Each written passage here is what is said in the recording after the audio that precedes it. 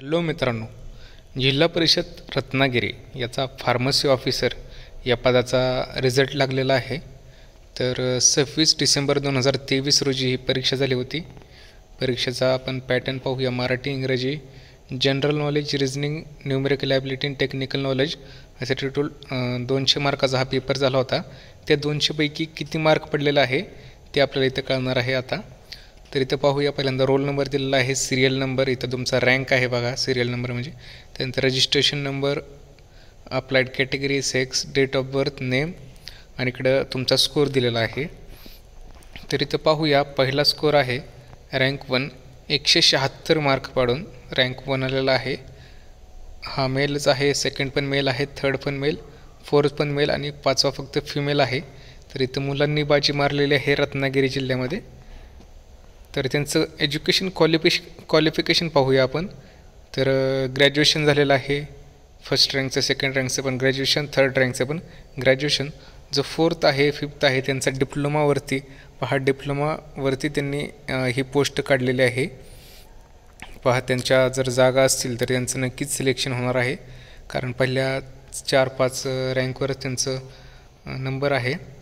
तर ज्यांना चांगले मार्क पडले आहेत त्यांना कॉंग्रॅच्युलेशन. आता तुम्ही डॉक्युमेंट काढायला सगळे तयार राहा, कारण याच्या पुढची जी लिस्ट येणार आहे ती डॉक्युमेंट व्हेरिफिकेशनसाठी कोण कोण सिलेक्ट झालेलं आहे यांपैकी तर त्यांची लिस्ट येणार आहे.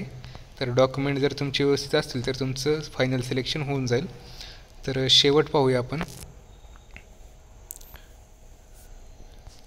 तर शेवट हा 90 मार्काचा आहे. तर कुणाला जर 90पेक्षा कमी मार्क जर पडले असतील तर या लिस्टमध्ये तुमचं नाव येणार नाही. जर तुमचं यामध्ये जर नाव नसेल तर तुम्हाला 90पेक्षा कमी गुण मिळालेले आहेत असं समजून जायचं आणि पुढच्या परीक्षेचा एकदम चांगल्या पद्धतीने अभ्यास करायचा. यानंतर आपण पाहूया की महत्त्वाची गोष्ट म्हणजे किती जागा होत्या रत्नागिरी जिल्ह्यामध्ये फार्मसी ऑफिसरसाठी. पाहिजे चार्ट आहे.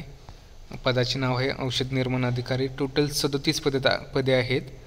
तर त्यापैकी महिला, खेळाडू, माजी सैनिक, प्रकल्पग्रस्त, भूकंपग्रस्त, अंशकालीन कर्मचारी, समांतर आरक्षण शिवाय तर एकूण टोटल 37 पद आहेत.